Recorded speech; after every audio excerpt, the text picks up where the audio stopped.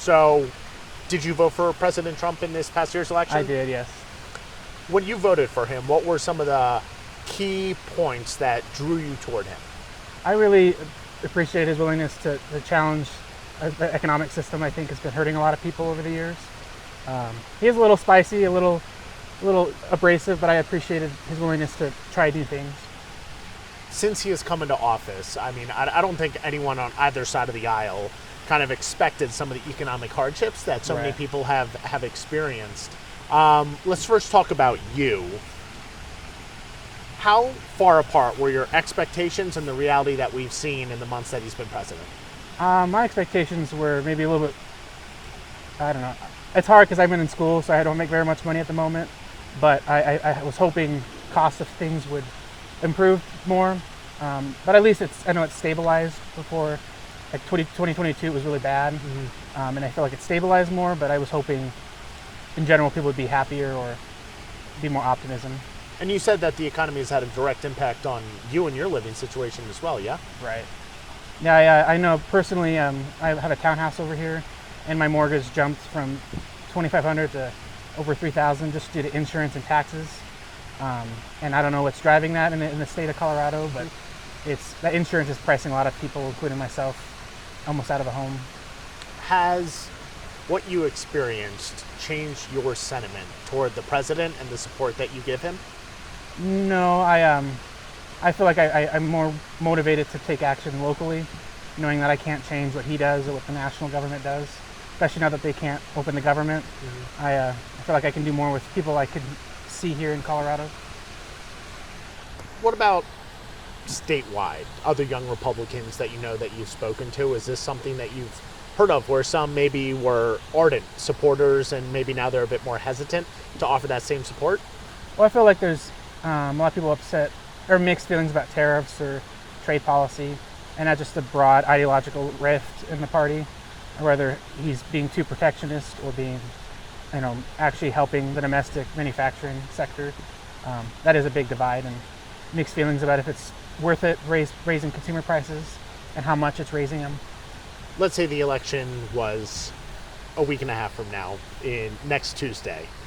Do you think you'd still vote for President Trump? Should he be on the docket? Well, I hope he doesn't run again, but I would probably still vote for him. Why is that?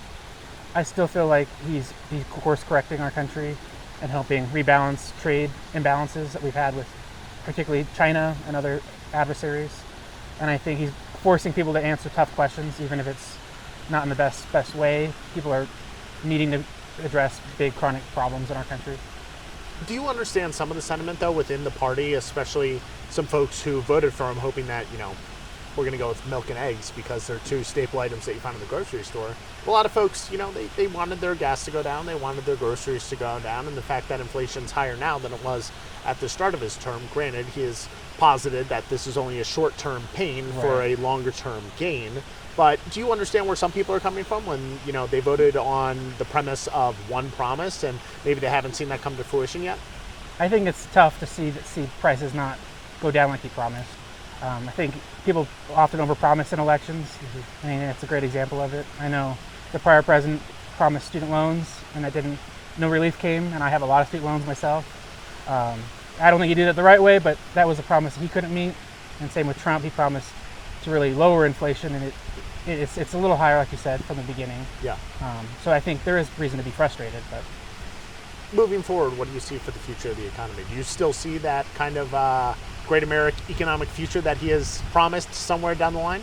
I think it may be. I don't know how long it'll be, but I feel like more jobs are coming back, particularly more advanced manufacturing and chips or automobiles or advanced sectors. I don't see clothes coming back to the United States. Mm-hmm. So I'm hopeful that'll happen, and a lot more investment in research and development, especially when we have a bigger rival now in Asia. Yeah. I think there's a lot of motivation to do better and to research, do more research and training. Considering where we are now, is there anything currently that you remain maybe a bit skeptical about in terms of his policies and some of the things some of the actions that he's taken as leader of our state or country? Well, I think there's a lot of distractions that he likes to do with his social media account, and sometimes that just ruffles a lot of people's feathers. And I'm not sure how effective it is. If it's not, if it is, I know people are a little tired of having to have fights on a daily basis. So I think that's a big fatigue, more so than the economy. I think for me, it's just having to fight with my neighbors over him, even though I don't want to. Now we know that the Democratic Party is still kind of looking for its true due North Star. They're kind of a little bit of a mess right now. Yeah. When it comes to the GOP, there are some factions within it that have kind of strayed from their support from the president from when he first started his term. Do you feel like the GOP is frightened at all, or do you still feel like it's a pretty cohesive unit in the general direction that most people within the party want it to go? I think it's pretty cohesive, and I think it's easy when you have the president be Republican. It's by the factor that's they're going to pretend at least to be united. Yeah. On Colorado, I feel like there's divides, but it's not due to Trump. It's due to different people here. Mm-hmm. Like you see in the governor race, there's like 20 candidates.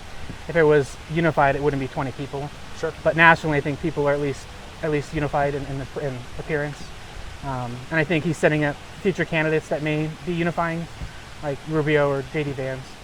And hopefully that keeps everybody together. Sure. When it comes to what you want to see where we currently are, what is the one issue as it pertains to the economy that you'd like to see the president take more of an immediate action on? I think addressing housing, and it's difficult at a federal level because there's very limited things they could do.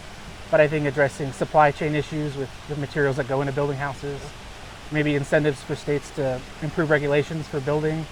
I just don't see an active policy a solution to that nationally that they can do. And I know Colorado especially has really bad housing problems. Yeah. And I think at least even if he has a message, it would motivate local Republicans to do something, because I just don't feel like enough's happening to fix that issue. Sure. And my friends can't buy houses, so that's a huge barrier for people. Do you own your townhouse or do you rent? I do, but I had to buy it with my little brother and 2 other people that rent from us.